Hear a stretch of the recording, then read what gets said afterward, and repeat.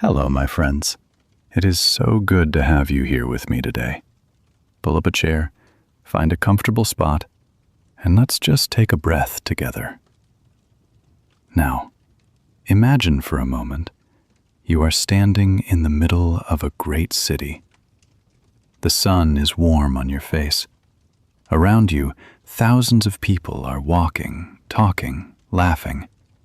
And in front of you stands something so large, so powerful, that you must look up and up and up. It is made of stone. It has stood for almost 2,000 years. It has seen emperors and slaves, lions and gladiators, joy and sorrow. Today, we are going to walk together into the story of the Colosseum. We are going to discover why it was built, what happened inside its walls, and what it can still teach us today. So take my hand. Let us step back in time. Our story begins in the year 64 in the city of Rome. Rome was the most powerful city in the world. It ruled over millions of people. But in that year, something terrible happened. A great fire burned through the city. It burned for 6 days. Homes were destroyed. Temples fell. People lost everything. The emperor at that time was a man named Nero. Many people did not like Nero. Some said he started the fire himself. Others said he did nothing to stop it. After the fire, Nero took a large piece of land in the center of Rome. He built a huge palace there. He called it the Golden House. It had gardens, lakes, and rooms covered in gold. The people of Rome were angry. They were suffering, and Nero was building a palace for himself. But Nero did not rule for long. In the year 68, he died. After his death, Rome had a time of trouble. There were wars. There were different emperors. But finally, a new family came to power. They were called the Flavian family. The first emperor of this family was named Vespasian. Vespasian was a soldier. He was strong and practical. He wanted to show the people that he was different from Nero. He wanted to give something back to them. And so, he made a decision. He would take the land where Nero's palace stood, and he would build something for the people, something they could use, something they would never forget. But what could he build that would be big enough, strong enough, and exciting enough to make the people of Rome love him? In the year 72, the work began. Vespasian ordered his engineers and architects to design a great amphitheater. An amphitheater is a place where people gather to watch events. It is round or oval, with seats that go up and up in circles. The Romans had built amphitheaters before, but this one would be the largest in the world. Vespasian chose the land carefully. It was the same land where Nero's golden house had stood. He drained the lake. He cleared the gardens.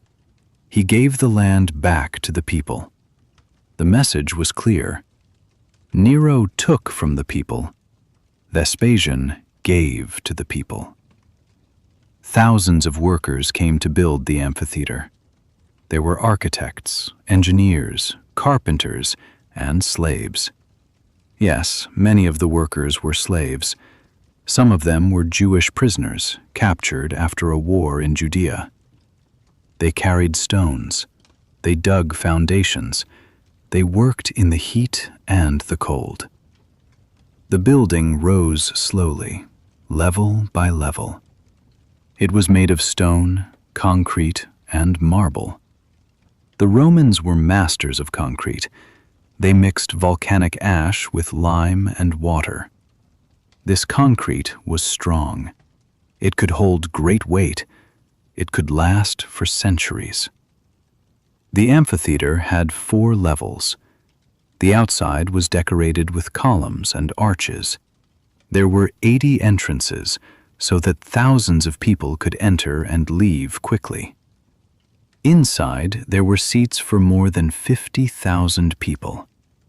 50,000. Imagine that. It was like a small city. Vespasian did not live to see the amphitheater finished. He died in the year 79. But his son, Titus, continued the work. And in the year 80, the great amphitheater opened its doors for the first time. But what would happen inside those walls? What would the people see? The opening of the amphitheater was a huge event. The Emperor Titus wanted to celebrate. He wanted to show the power and the wealth of Rome. So he organized games. Not games like we play today. These were spectacles. They were shows of violence, skill, and survival. The games lasted for 100 days. 100 days!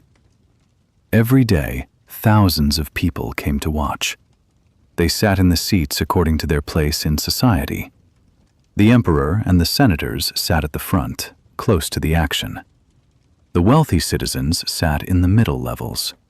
The poor people and the women sat at the top, far from the arena floor. But everyone could see, everyone could hear, everyone could feel the excitement. What did they watch? They watched many things. In the morning, there were animal hunts. Wild animals were brought from all over the empire. Lions from Africa, bears from the north, elephants and tigers and leopards. These animals were released into the arena, and trained hunters called venatores would fight them. Sometimes the animals fought each other. Sometimes they were simply killed for entertainment. It was cruel. It was bloody. But the people cheered. At midday, there were executions. Criminals were brought into the arena and killed in front of the crowd. Some were thrown to wild animals. Some were burned. Some were forced to fight without weapons. The Romans believed that public punishment was a warning. It showed what happened to those who broke the law. But in the afternoon came the main event: the gladiators. The gladiators were fighters. Some were slaves. Some were prisoners of war. Some were free men who chose to fight for money and glory. They were trained in special schools.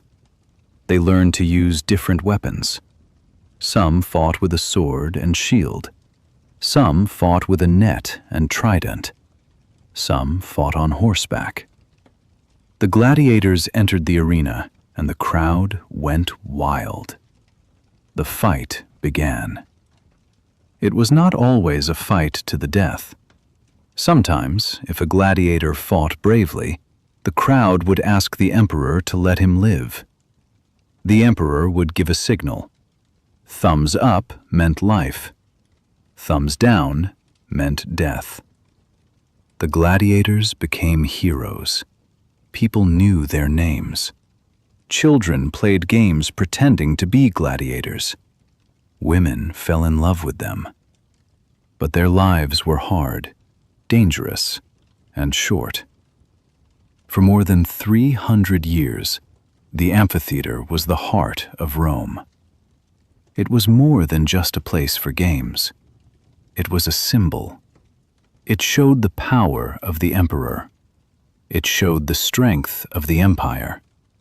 It brought people together, rich and poor, soldier and merchant, Roman and foreigner. They all sat together and shared the experience. The amphitheater had a name, but it was not called the Colosseum at first. People called it the Flavian Amphitheater, after the family that built it. But near the amphitheater stood a huge statue. It was a statue of the Emperor Nero, but after his death, it was changed to represent the sun god. The statue was called the Colossus.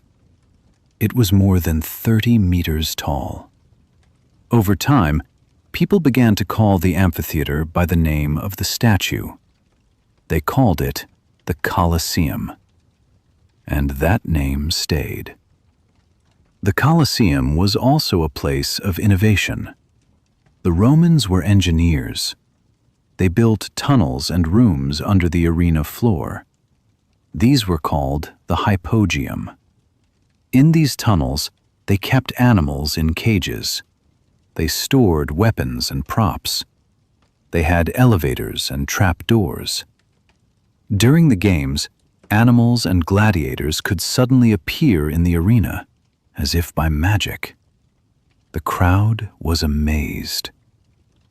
The Colosseum even had a roof, called the velarium. It was a huge cloth awning that could be pulled across the top of the amphitheater to give shade. Sailors from the Roman Navy were in charge of moving it. Everything was organized. Everything was planned. But the glory of the Colosseum did not last forever. In the year 404, a Christian monk named Telemachus jumped into the arena during a gladiator fight. He tried to stop the violence. The crowd was angry. They killed him. But his death had an impact. The Emperor Honorius was a Christian. He banned gladiator fights. The games continued for a while, with animal hunts and other events. But slowly, the Colosseum began to fade.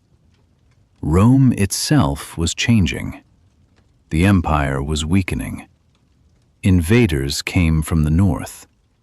The city was attacked. The population fell. And the great amphitheater, once full of noise and life, became quiet. After the fall of the Roman Empire, the Colosseum stood alone. For centuries, it was abandoned. No one came to watch games, no one cheered. The stone walls were silent. Earthquakes damaged the structure. Parts of the outer wall collapsed. People began to take stones from the Colosseum to build their own houses and churches. The marble was stripped away and used in palaces. The iron clamps that held the stones together were pulled out and melted down. The Colosseum was being destroyed, piece by piece. But it did not disappear. Something about it remained. Maybe it was the size. Maybe it was the beauty. Maybe it was the memory of what it had been. In the Middle Ages, people began to see the Colosseum in a new way. Christians believed that many Christian martyrs had been killed there. They saw it as a sacred place, a place of suffering and sacrifice. This belief helped protect the Colosseum. In the 18th century, a pope declared that the Colosseum should be preserved in memory of the Christian martyrs. Work began to stabilize the structure. Supports were added. The collapsed sections were left as they were, but the rest was protected. Slowly, people from all over the world began to come to see the Colosseum. Writers wrote about it. Poets praised it. Artists painted it. It became a symbol not just of Rome, but of human achievement, creativity, and also cruelty. The Colosseum had survived wars, earthquakes, theft, and time, and it still stands today. Today, the Colosseum is one of the most famous buildings in the world. Millions of people visit it every year. They walk through the arches. They stand in the arena. They look up at the broken walls and imagine what it was like 2,000 years ago. They imagine the roar of the crowd, the smell of blood and sand, the flash of swords in the sunlight. The Colosseum is a UNESCO World Heritage Site. It is protected by law. Historians and archaeologists study it. Engineers work to preserve it. Technology helps us understand how it was built and how it was used. We can now see digital reconstructions that show the Colosseum as it looked in its glory. But the Colosseum is more than just a monument. It is a teacher. It teaches us about the Romans, about their engineering, their society, their values. It shows us their love of spectacle and their acceptance of violence.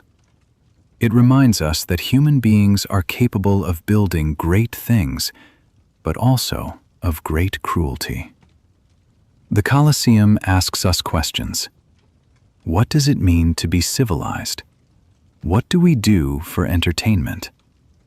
How do we treat those who are different or weaker than us? These are not easy questions, but they are important. And standing in front of the Colosseum, we cannot avoid them. The stones do not speak, but they hold memory. They hold the voices of 50,000 people. They hold the footsteps of gladiators and emperors. They hold the hopes and fears of a civilization that once ruled the world. And now, my friends, as we come to the end of this journey, I want to share something with you. The Colosseum reminds us that nothing lasts forever. Empires rise and fall. Buildings crumble. But stories remain. And as long as we tell those stories, as long as we listen and learn, the past is never truly gone. You are here because you are learning English. And learning a language is not easy. It takes time. It takes patience. It takes courage.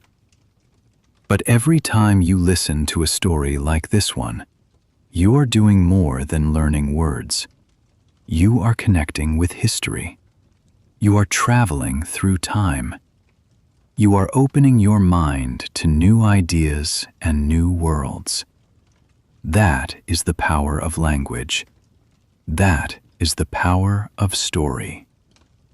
I want to thank you for being here with me today.